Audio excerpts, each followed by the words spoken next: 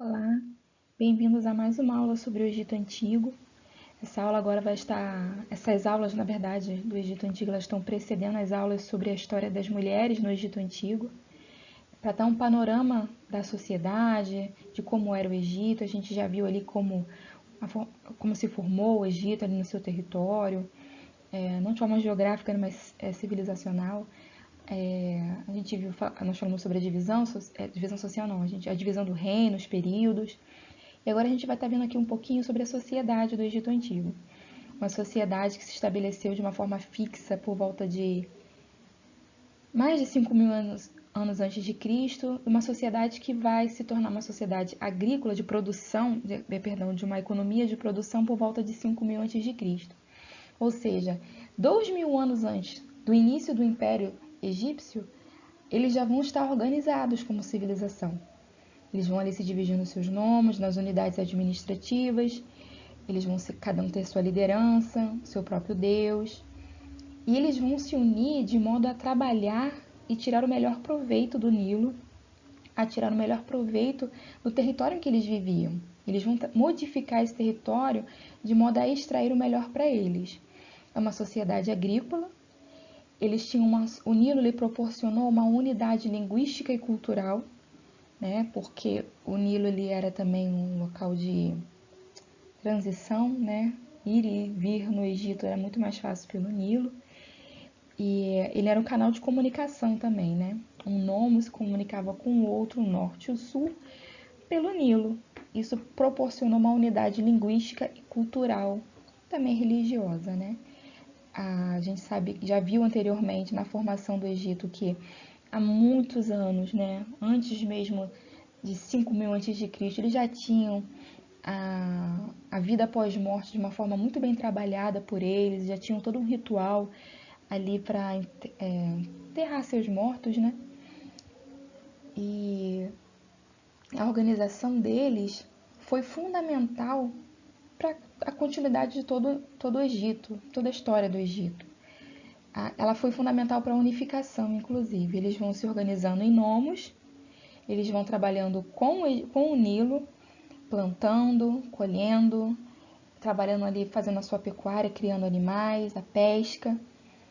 E quando ocorre depois a unificação do território, esse poder já vai ser mais centralizado. A gente também viu na primeira aula que os nomos, eles foram guerreando entre si e cada um tomando ali um pouco o território do outro, até que teve a unificação do norte, no Baixo Egito, e a unificação no sul, no Alto Egito, e depois veio todos a ser um reino só. A sociedade egípcia ela vai se fragmentar, no caso, né, vai ter o faraó, o vizir, o escriba, tem o nomarca, tem o camponês, que é chamado de felá. Então ela vai se desintegrar, não é a palavra, ela vai ter uma organização hierárquica diferente. E a gente vai estar vendo isso nessa aula, falando um pouco sobre o faraó, sobre o vizir, o nomarca, sobre o felá, falando sobre os sacerdotes também. Os sacerdotes eles vão ter um, um local bem relevante na história do Egito antigo. Os militares que vão ter uma força maior, lógico, no Reino Novo, porém estão lá presentes. Então, a gente vai estar vendo aqui como a sociedade egípcia se dividia, como ela se entendia. Uma sociedade, como eu já falei, agrícola, de um só idioma, de uma só religião, sendo que cada nome também, quando não era unificado ainda, cada um tinha o seu deus. Quando unifica, a gente vai ter um deus principal, né, por todo o Egito, dependendo de quem estava no poder, lógico. Mas a sociedade egípcia é uma sociedade que sempre trabalhou em unidade. Eles unidos conseguiram aprimorar suas técnicas de agricultura, de produção de cerâmica. E mais para frente a gente vai ter indústria acontecendo, trabalho com cobre, enfim. A gente vai estar vendo agora nessa aula como o Egito se dividia na sua sociedade. Bom, vamos começando a falar então pelos faraós, que eles foram os líderes, né, da nação egípcia no período de unificação. Ainda não se tem uma precisão de quem teria sido o primeiro faraó. Alguns estudiosos, egiptólogos, arqueólogos acreditam que foi Menes, né? Ou Narmer. Outros acreditam que foi Narmer. E há estudiosos e arqueólogos que acreditam que, na verdade, eles são a mesma pessoa. Porém, não há uma definição. O que entende-se é que dá-se início, no caso, ao dinástico primitivo com a unificação. O faraó teria sido responsável pela unificação, o faraó do Alto Egito. Ele foi responsável ali por prevalecer sobre o Baixo Egito e acabou dominando todo o território egípcio. Ninguém sabe por que também essa unificação aconteceu. Muitos acreditam que talvez tenha sido economicamente teria sido melhor para o Egito, seria um melhor controle sobre a agricultura, ou então foi a necessidade de aprimoramento da agricultura que fez com que ocorresse a unificação. Ninguém sabe dizer, mas ocorreu 3.000 anos antes de Cristo e atribui-se a responsabilidade, a maioria das vezes, a Narmer, sendo ele o primeiro sacerdote o primeiro faraó da primeira dinastia. O faraó ele também era legitimado por sua origem divina. Né? Ele não tinha apenas a origem divina, ele seria a expressão do próprio Deus. Ele seria a encarnação do Deus. Ele já foi tido... A gente já aprendeu que o Egito ele teve diversos períodos, não é? Período do Antigo, enfim. Por um determinado período, muitos entendiam que o faraó ele era a encarnação de Horus. No Reino Novo, ele foi a encarnação de Amon-Ra. Ele também já foi a encarnação de Osíris, né? Depois de morto, ele seria a encarnação de Osíris.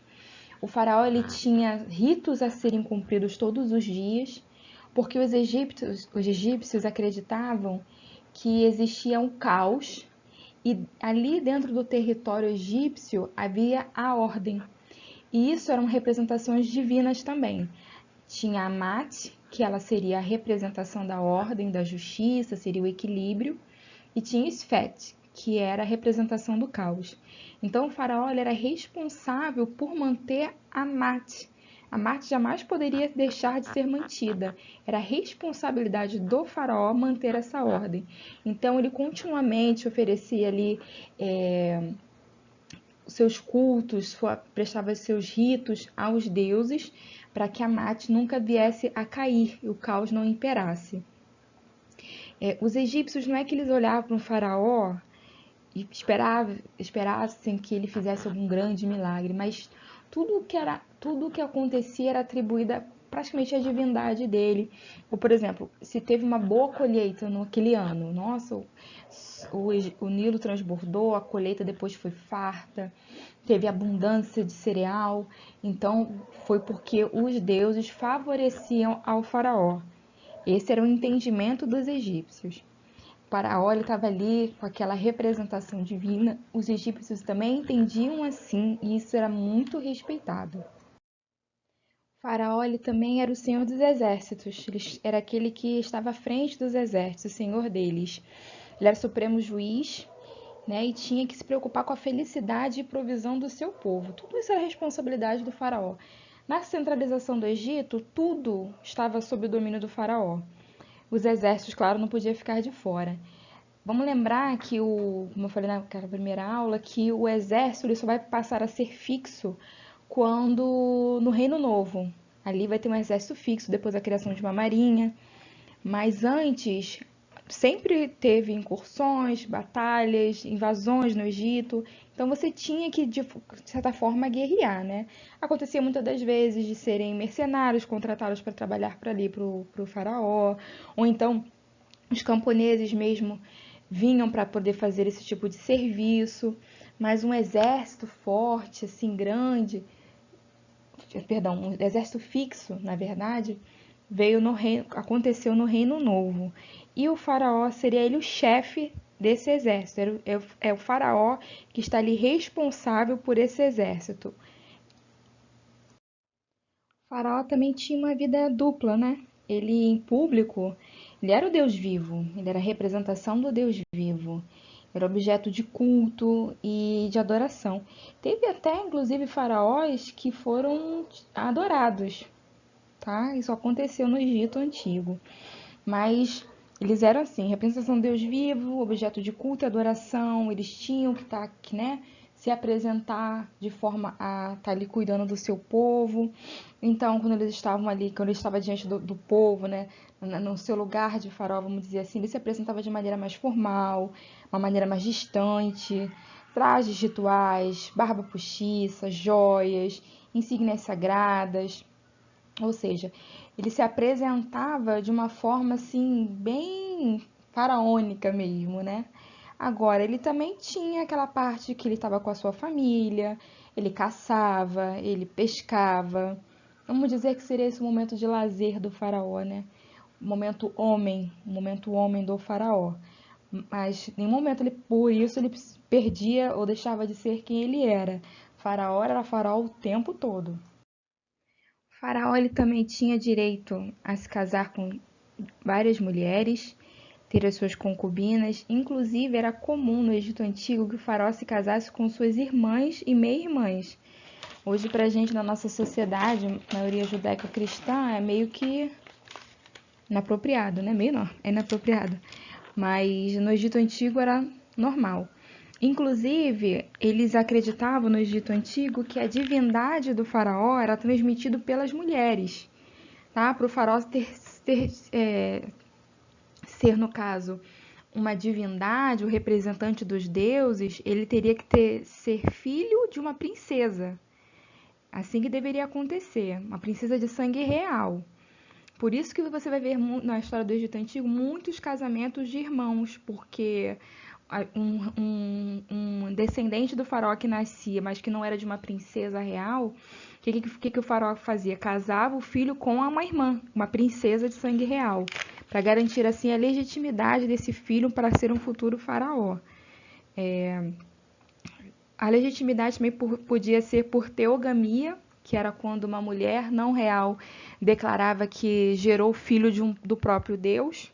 Inclusive, uma faraó, que a gente vai ver mais pra frente a história dela, ela ascendeu ao trono por isso. Ela disse que ela era filha de um Deus que esteve junto com a sua mãe. E aí ela tinha um direito divino. E também tinha os oráculos, né? Os oráculos de Amon, que declaravam que alguém deveria assumir o trono, que ele era legitimado para assumir o trono. Enfim, mas o faraó, a vida familiar do faraó, ele tinha várias esposas, inclusive as irmãs, casava o filho com a irmã. Era assim que funcionava no Egito Antigo. E esse entendimento era normal naquela época. Bom, como já foi falado anteriormente, o faraó, ele era responsável sobre tudo no Egito. Ele era senhor sobre tudo, tudo no Egito. Ele era senhor sobre o exército, sobre a agricultura, sobre o tesouro, sobre a religião. Ele era chefe da religião, até mesmo por ser uma divindade.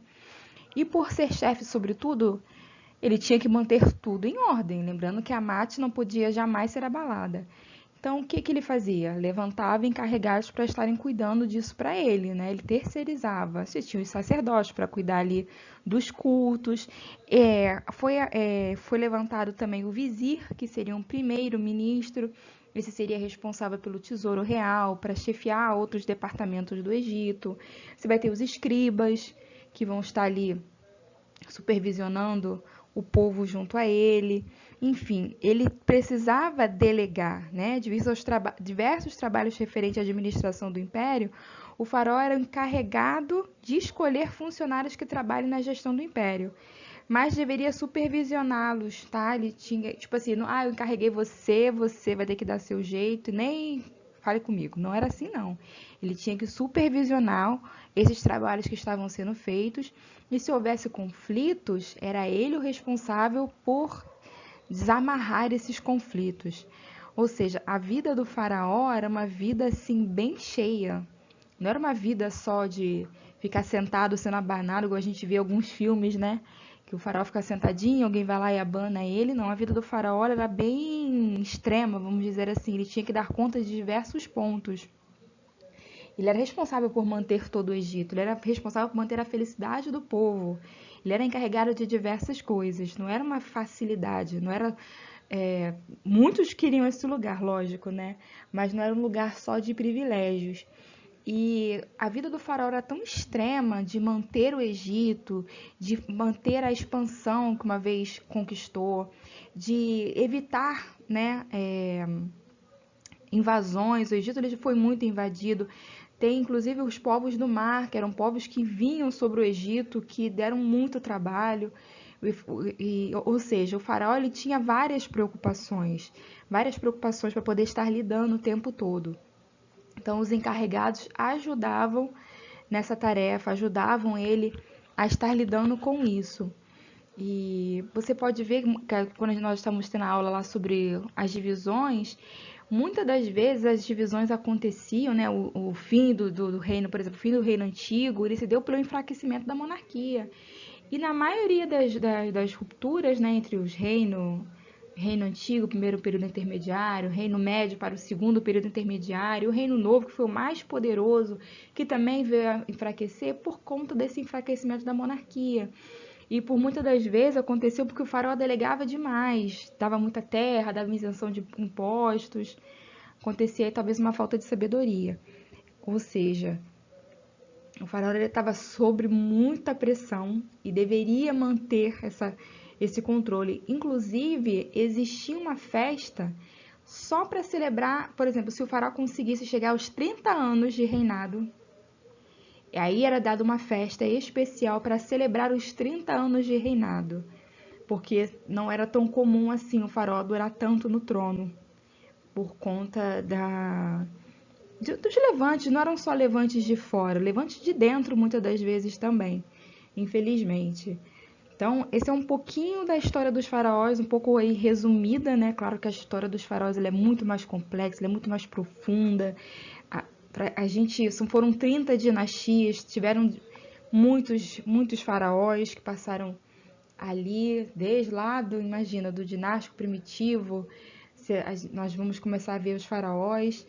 É uma riqueza muito grande o estudo sobre os faraós, mas nessa aula vai ficar assim um pouquinho mais resumido, mas espero que vocês tenham conseguido captar um pouquinho do que era a realeza faraônica. Agora a gente vai estar vendo um pouquinho sobre os sacerdotes, né, desses servos dos deuses que trabalhavam nos templos a serviço dos deuses, né? Eles eram aqueles responsáveis por prestar um serviço pessoal aos deuses diariamente, todos os dias. Eles tinham que estar lá prestando culto aos deuses. E a cada ano, os sacerdotes eles realizavam cerimônias para garantir a inundação do Nilo.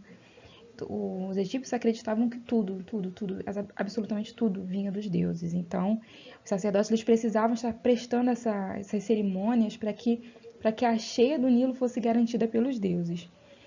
Antes do Reino Novo, os sacerdotes eles serviam mais a nível local, né?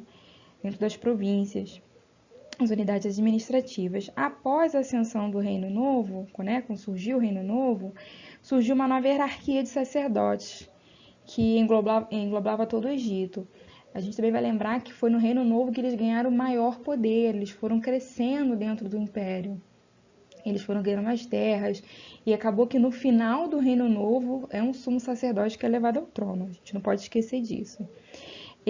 Os sacerdotes eles possuem um acesso direto aos deuses. Para poder ter esse acesso direto, eles eram obrigatórios a ter uma pureza física. Eles eram proibidos, por exemplo, de comer carne de porco. Eles não podiam, porque era um animal imundo. Então, os sacerdotes eles tinham esse cuidado com eles mesmos para que eles pudessem estar servindo diante dos deuses. Eles também deviam preparar os cultos diários para os deuses, né? Que era cercado de liturgias. Eles eram responsáveis por estar no templo, cuidar do templo, abrir o templo. O templo não era aberto para a população, não. Mas eles tinham que estar lá para abrir o templo. Eles entoavam hinos, acendiam as chamas para os deuses, ofereciam incenso para a purificação do templo, do ambiente. E eles também ungiam, adornavam as divindades no templo no qual eles serviam. Então, os sacerdotes eles tinham essa tarefa dedicada ao serviço dos deuses. Era essa a função deles, estarem ali para poder se dedicar exclusivamente aos deuses para o bem do Egito, né? Bom, agora a gente vai estar falando um pouco sobre esses três funcionários reais, o vizir, o escriba e o nomarca. O vizir, ele era como se fosse um primeiro-ministro do faraó. Ele tinha, vamos dizer assim, o mais alto cargo no Egito. E essa função de vizir, ela é existente no Egito desde a criação do Estado egípcio. Desde a unificação, vai ter ali a presença de um vizir junto ao faraó. Ele é o principal funcionário real, né? Eles eram encarregados das atribuições judiciárias e financeiras, cuidavam das obras, do tesouro, né, das obras públicas, da agricultura, do exército, inclusive da administração e arquivos. No Reino Novo, com a expansão do Império, o vizir ele vai ter muito mais funções. Inclusive, a função de vizir ela chega a ser dividida, porque você vai cuidar agora de um império, né? Então, mais de um vizir vai existir no Estado Novo. No Estado Novo também vai ocorrer o enfraquecimento dos nomarcas, que eram os governadores de cada nomo. O enfraquecimento do nomarca, o vizir ele vai mandar mensageiro para os nomos, para as unidades administrativas, de modo que eles deem um relatório de como está acontecendo, o que está acontecendo ali, está tudo debaixo do que deveria ser, os impostos estão certinhos. Okay? O vizir, então, ele vai ser os olhos, a boca e os ouvidos do faraó por todo o território egípcio. Como é que ele vai fazer isso? Ele é um só. Ele vai delegar funções. Inclusive, ele no Estado Novo, né, ele vai ser responsável por nomear e controlar os funcionários que têm maiores responsabilidades. E ele também vai delegar uma equipe de confiança para estar auxiliando ele na tarefa de controle do reino, né, para o funcionamento do reino ocorrer perfeitamente. O vizir ele também vai ter encargos religiosos junto ao deus Amon. Ele também vai ser aquele que vai colher os impostos trazidos para o templo, para o faraó. Ou seja, a responsabilidade do vizir era muito grande. Lembrando que ele não fazia sozinho o trabalho dele, ele tinha uma equipe também de confiança e ele era responsável por nomear, tá bom? Ele nomeava quem estaria ali trabalhando, fazendo o trabalho por todo o território do Egito. E quem eram os escribas, né? Os escribas eles eram os responsáveis para executar as ordens reais. O faraó determinava, comandava uma ordem e assim tinha que ser feito. Eles tinham que saber ler e escrever, eles tinham que dominar essa arte de ler e escrever. Eles tinham como função, eles conferiam rebanhos, eles conferiam as áreas de cultivo, se o pagamento das taxas estava sendo efetuado, eles conferiam a quantidade da colheita que estava sendo feita. Então, vamos dizer assim que o escriba, ele era um funcionário que estava ali mais próximo, fiscalizando mais de perto o que estava acontecendo, como a população estava agindo, como estava sendo a colheita, como estava o rebanho, como a economia estava fluindo nos nomos, vamos dizer assim, ele estava ali mais próximo da população. E os nomarcas, como falei agora há pouco, eles eram as autoridades regionais, né? Cada nomo, vamos lembrar que o Egito chegou a ter 40 nomos por toda a sua extensão. Então, nos nomos você tinha que ter governadores, pessoas que estavam ali para liderar, para ver como é que estava o funcionamento. Quando, por exemplo, acabava a colheita, os funcionários, os camponeses, né? Eles eram levados a trabalhar em outras áreas. Tudo sobre a supervisão de um nomarca. Cada nomo ele podia escolher os seus líderes, né? Assim como outros representantes de diferentes categorias. Vamos dizer então que você tinha o nomarca e você tinha ali algumas outras pessoas comandando outras funções no nomo. Ou seja, estava bem dividida essa tarefa. Eu trouxe esses três, na verdade, gente. Existe uma aristocracia, perdão. Existiam outros funcionários, sim. Mas vamos dizer que isso aqui tinha os maiores destaques dentro do funcionalismo estatal egípcio, né? O vizir, como primeiro-ministro, o escriba, executando as funções determinadas pelo faraó, e o nomarca, governando os nomos para que tudo ocorresse com ordem, né? Para que tudo ficasse fechado, encaixadinho, direitinho, para que a economia acontecesse, para que o Estado egípcio fluísse de uma maneira perfeita. Quando o faraó enfraquecia, os nomarcas cresciam. O poder dos nomos crescia, não à toa que surgiram 3 períodos intermediários. O enfraquecimento da monarquia, os nomos eles vão tomando mais força. Na verdade, eles têm a sua própria organização. Mas quando o Estado está forte, o faraó está forte, existe uma organização muito boa, então vai fluir assim tudo certinho. O vizir, o escriba, o nomarca. Ok? Agora a gente vai falar um pouco sobre os militares do Egito Antigo, no Império Egípcio. Lá no período pré-dinástico, os primeiros faraós eles já faziam incursões militares. E você só pode fazer incursões militares com militares, não é mesmo? Você precisa de um exército para fazer isso. Então, desde o primeiro faraó da primeira dinastia, ele já fazia incursões militares em outros territórios, tá? Segundo estudos, o exército já fazia incursões até Alta Núbia. Ou seja, ele já tinha o Egito já tinha uma organização militar. O que se entende é que não existia um exército fixo. Se você olhar para a historiografia do Egito, como o território foi crescendo, se juntou o Alto Egito, o Baixo Egito, você precisa de guerreiros para isso, você precisa de um exército, de uma organização militar para que isso aconteça. Então, até para depois você ter todo o Egito debaixo de uma só liderança, você precisa de militares que vão estar ali mantendo a ordem. Até mesmo quando as incursões militares eram feitas, era necessário que onde houve a vitória sobre determinado território, ali houvesse militares para estar garantindo essa vitória. No Reino Antigo, as ocupações territoriais eram de ordem econômica. Então, eles invadiam por interesses naquele território e os militares presentes nessas incursões mantinham a ordem naquele local. O que acontece no Reino Novo é que vai ter um expansionismo maior, né? Vão ter mais incursões militares para terras até mais longínquas. Então, o exército, os militares, é no Reino Novo que os militares, primeiro o exército vai ser fixo, como eu já falei anteriormente, até mesmo uma marinha de guerra vai ser formada. O exército ele vai agora penetrar já na política, ele já vai ter concessões de terra sendo dadas a eles pelos faraós. Porém, os militares sempre tiveram um comando, um comandante. Porém, no Reino Novo, a gente vai ver que o comando do exército era feito por um grande general e geralmente era filho do faraó, porque o filho do faraó ele já tinha que demonstrar essa autoridade militar, ele já tinha que provar o seu poder de estar à frente de um exército.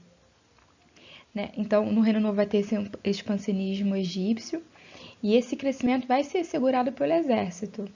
E eles não só ajudam na conquista dos novos territórios, como também asseguravam o domínio e mantinham os interesses comerciais, né, em diversos territórios. Uma vez que o Egito ele expande, que ele conquista territórios, vai ser feita depois a coleta de impostos. Esse território precisa ser mantido. Como é que se mantém um território que você conquistou, se não com a presença de militares nesse local? Né? Então,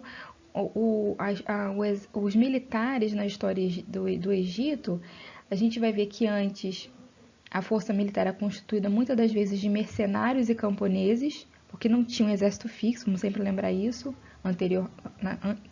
antes do Reino Novo.